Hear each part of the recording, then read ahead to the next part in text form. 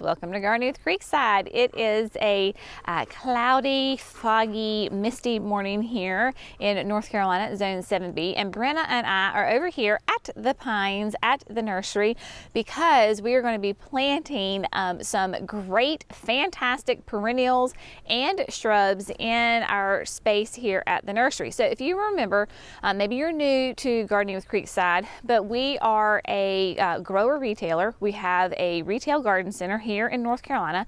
We're just outside of Charlotte. We call it the Piedmont. And so we really like to develop gardens and give people ideas for when they come to the nursery. So that way it's just not, you know, a table full of plants. They actually get to see the plants in the landscape and give people ideas on how things are going to really look in their yard. So what we're going to do today is we are going to plant a climbing hydrangea. Climbing hydrangea, that's what I said. Some hellebores or Lenten roses, and then that was going to be it until I got over here to the nursery, and then I was like, oh, that camellia is blooming and it looks really pretty and it will fit perfectly in this spot. So I have added a camellia to the list of plants to get in the ground today. We're going to work with purpose today because we've got some good rain headed our way in about 45 minutes. So I really have to stay focused and get the job done today. But this is a great time to get plants in the ground. So a lot of times we think like sun, you know, nice, really pretty days. Well, that may be good for us, but sometimes that can be stressful on the plants. Cloudy days, little misty, rainy days, especially cool days are perfect for getting plants into the landscape because you are majorly reducing transplant shock. They're not just going from, you know, a happy, maybe a little shady container into like full hot sun. So if you can plan on some days that are cooler, cloudier, a little mist, not like pouring down rain, obviously, but maybe rain is coming, those are great days to not only insert plants into your landscape, but if you're dividing or transplanting, perfect days to do that. Less shock on the plants and they will be much happier. So let me show you exactly what we're going to be planting and where we are going to be planting them today. I have Johnny here with me. Of course, Johnny is who I have dubbed the old John Deere. And I have most of my supplies here with me. Now, you will see here in the back that we have the climbing hydrangea. It is currently in a 3-gallon container, and right now it's not, you know, it's not very spectacular. It's just a green vine. But what is great about these climbing hydrangeas is that they are great for the filtered sun, part shade to shade, zones 5 to 9. And believe it or not, these babies will grow to be like 50 to 80 feet tall. That's what I said, 50 to 80 feet tall. I am going to plant it at the base of a pine tree. That way it can climb up the pine tree. Now, unlike other climbing vines that you may be thinking of, like wisteria, native honeysuckle, ivy, those are very invasive and can be really, really problematic in your garden. This climbing hydrangea is not going to be that way. It is going to go up the tree. It will attach itself to the tree, but it is not going to harm the tree whatsoever. I'm going to see if I can focus in here. I don't know if you can see on the edge, on the bottom side of the limb, there's like these little tiny hairs. That is what it's going to attach to the tree. It will not harm the tree whatsoever. It is going to give us beautiful white flowers. Not really the traditional hydrangea, the mop heads that we think of, but in the summertime, beautiful, kind of more like a lacy cap type style bloom. Really, really nice. You can basically put it on kind of anything to grow. So it is deciduous. So in the summertime, it's going to be nice and leafed out. You can already see maybe some yellow spotted leaves. That's just because we've already had some freeze. We've had 2 nights of freezing temperatures and multiple frost. So it is starting to go dormant. So it will lose its leaves in the wintertime. So if you're going to put it on a wall and you need some sunlight in the wintertime, it will give you that, and you need shade in the summer. There you go. Rock walls, it will climb rock walls, trees, obviously, those kinds of things. To start it out, we will have to kind of help it just a little bit. I've got some of the same hollow rubber tubing that I use for my climbing roses. We'll use that. So super excited to get this baby in the ground for sure. Next over here, you will see that I have two different kinds of Lenten roses or hellebores. Hellebores, I just call them Lenten roses, are just one of my favorite, easiest, low maintenance perennials ever. This particular variety is Ivory Prince. Lenten roses tend to be more shade. They are evergreen. They are going to be average height, about like that 12 to 18 inches. You're going to space them about 2 feet apart. They need less than 4 hours of sun a day, and they are hardy in zones 4 to 9. Now, what is great about Lenten roses is that they do bloom in the winter time. So during the summer, you've got this beautiful foliage, and you can tell I've got 3 of the Ivory Princes right here, and they almost have like a grayish hue to their leaves. And then back here I have Pink Frost, and Pink Frost is definitely greener, has a little bit more red veining. You can see like right here that the stems are almost a red. So we're going to be adding those into the ground as well. I have got my Biotone here, I've got my Power Planter Auger, and then I have my Land and Sea compost, which we will amend the soil and top dress the soil with our Land and Sea. And then pivoting ever so slightly, this is the area that we're going to add them into. Let me show you this camellia and kind of explain this area. To give you a bit of a point of reference, there is the outdoor shopping area. Like you can see the greenhouse in the back, right? You can see the pergola, outdoor shopping area, the bridge that goes across to the pines, and where we're going to be working is kind of in this area right here. We do have a dry creek bed that runs the length behind of the greenhouse shopping area. We actually have a massive French drain under here, and if we do get massive gully washers, water will naturally come this way, and we've had to use the bigger rock so that it doesn't wash. So that is why we have the dry creek bed. I am going to plant the climbing hydrangea at the base of this pine tree. That way it can go up the pine tree. Climbing hydrangeas, they take a couple of years to get established, but once they are established, they absolutely take off. Now, if Miss Brenna can move, come here, Bee. There we go. You will see that I already have one Lenten rose right here. This is the Ice and Roses Red. Oh my gosh, stunning. So I am going to add in the other 5 hellebores right kind of in the base here. I've got some in Substance hostas. I've got the Ascot Rainbow Euphorbias back here. So we're just going to kind of fill this area in. I also have jonquils planted around here, so we'll hopefully miss those. And then there is the Alabama Beauty Camellia, and this is where she's going to go. This is a part sun to full sun camellia. It is a Sasanqua. That is why it is blooming now. Sasanquas will bloom in the fall. Japonicas bloom in the late winter, but you can see a beautiful double hot pink, I would say, as opposed to a red bloom. You can see it is covered in buds. So we're going to plant it here so that it will kind of fill in this area between the hostas and the Lenten roses. And then over here, of course, we've got more hydrangeas, unique stone, and all sorts of good things right there. I will give you all the details on all the plants. So if you are looking to add some of these plants to your garden, if you're coming here to Creekside Nursery, I have all the plants except for the climbing hydrangea.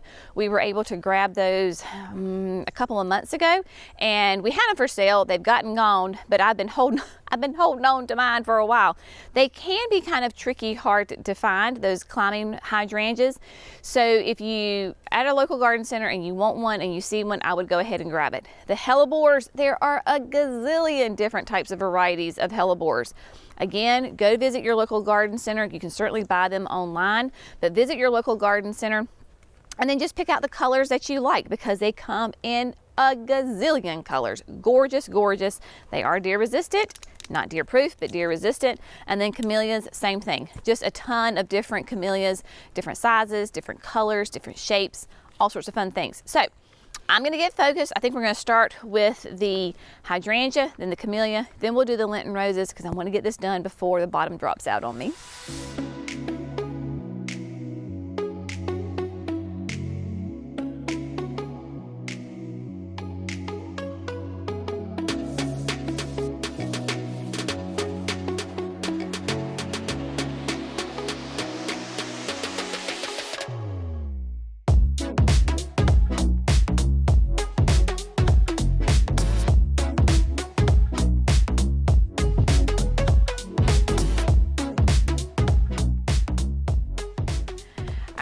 So I have got the climbing hydrangea in the ground, and I will say that, of course, because just by the nature of it being a climbing hydrangea, you have to put it near something that it can climb, here a tree. So if you're going to put it by a tree, then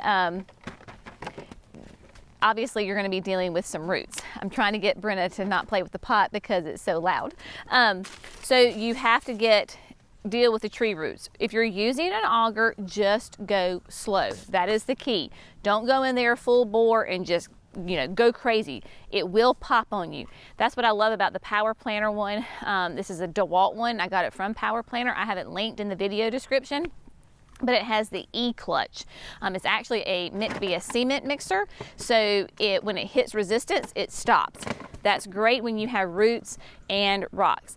So I have just very tentatively used my twine to pull it that direction. I didn't bring enough twine, so I need to go back and these taller pieces that I have, I can go ahead and cinch them again as well. This is just to get it started. Once the hydrangea is attached to the tree, you don't need to do this. It will attach itself to the tree and climb up. Again, these are slow to get established and they are slow to get growing, but once they start growing, they are extremely fast growers. So be patient for the first couple of years. But I tell people, keep them alive, keep them happy, and then all of a sudden, boom, they're going to take off and they're going to grow and just be absolutely stunning. So the hydrangea is in the ground. It's starting to sprinkle just a little bit off and on, so we're going to move with purpose. We're going to get the camellia in the ground next, and then we'll do the hellebores.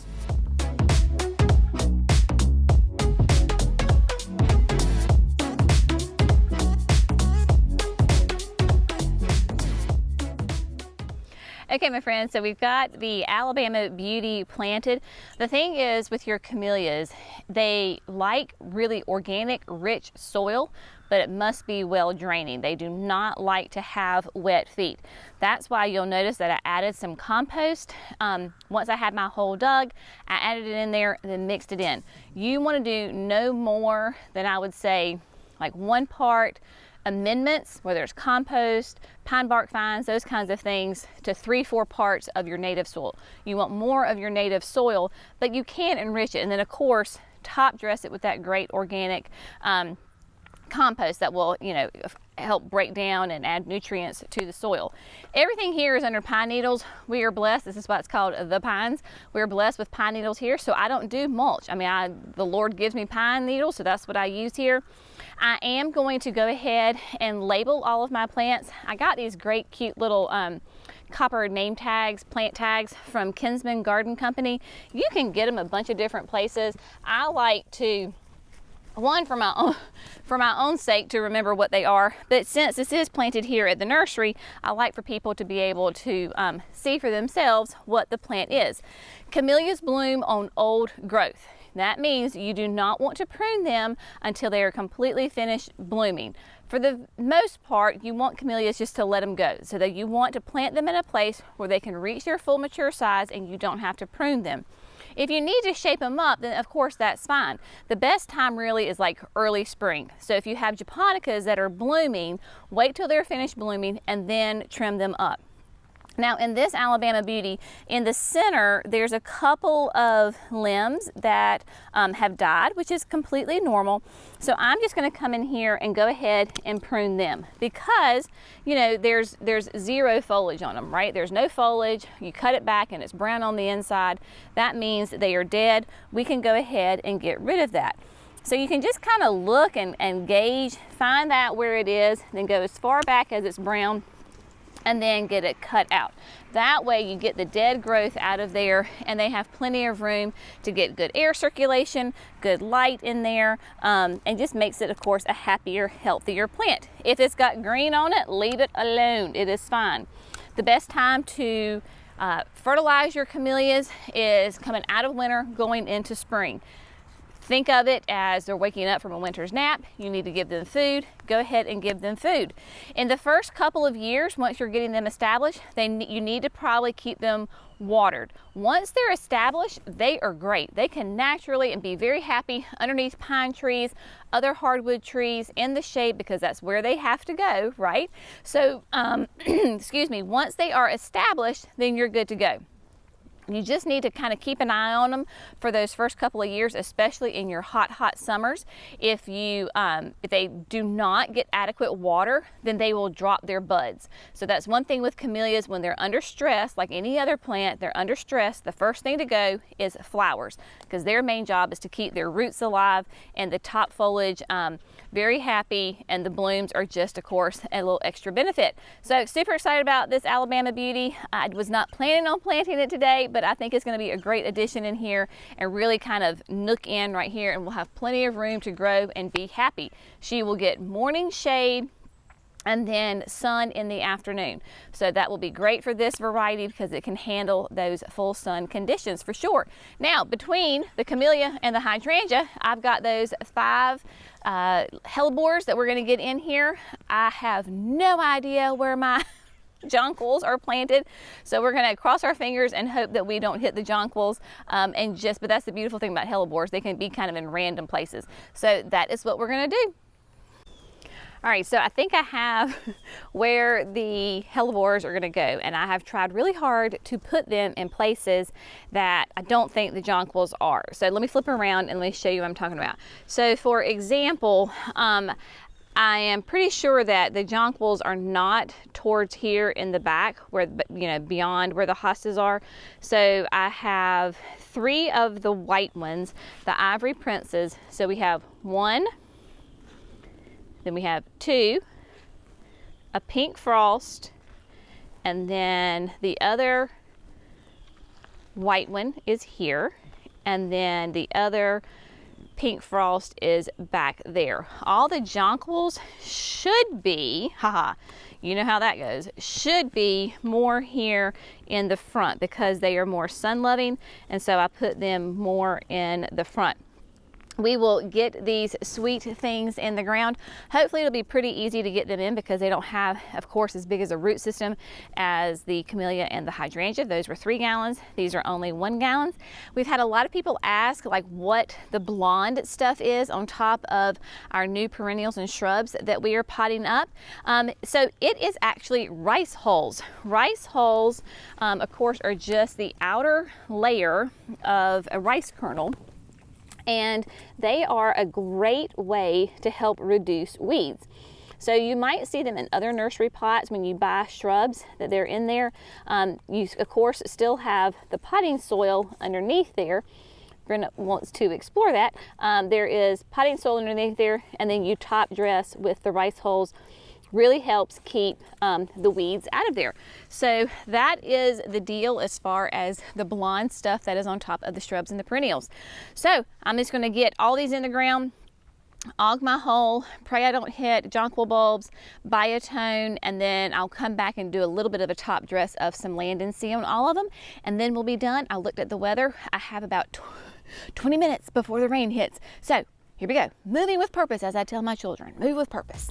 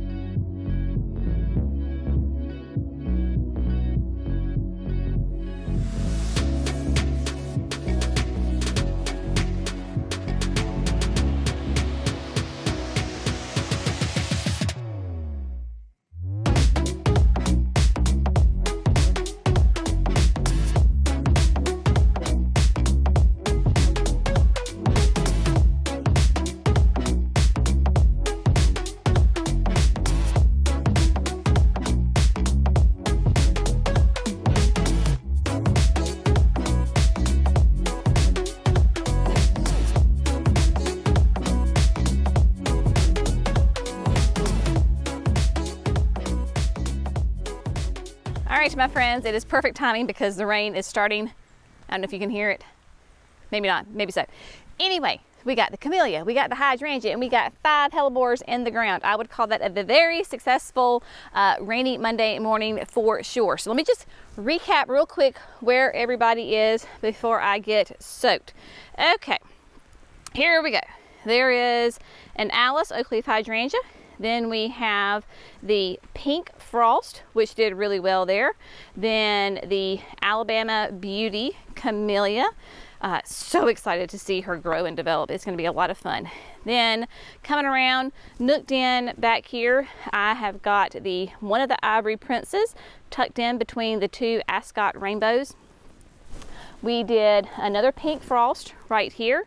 The second Ivory Prince was supposed to go back here, but when I moved the pine needles, I saw little tiny buds from my jonquils. So I said, nope. So I pulled it forward, and therefore we will have a Pink Frost, Ivory Prince, and then the Ices and Roses Red back there. And then the last Ivory Prince for today went in the ground behind this hosta. And then of course the climbing hydrangea will hang out for a couple of years, and then she'll take off and go up this beautiful pine tree. I will come back later when it's not raining and secure her a little bit more up here at the top. I know it looks a little funky right now, but that is as close as I could get her without hitting all of those major roots in the pine tree. So without further ado, Brenna and I are going to race back to the house before we get soaking wet, put on our comfy clothes, do a little homeschooling, I think I need another cup of coffee. We've only had one today. 2 sounds about good about right now. And just have a fantastic afternoon in the house. I love rainy Mondays once you can get inside. So as always, we so appreciate you. And look for those Lenten roses, hellebores, camellias, climbing hydrangeas at your local garden center. And as always, thanks so much for gardening Creekside. We'll see you on the next video. Bye, friends. Brenna. Not really what I had in mind there, darling.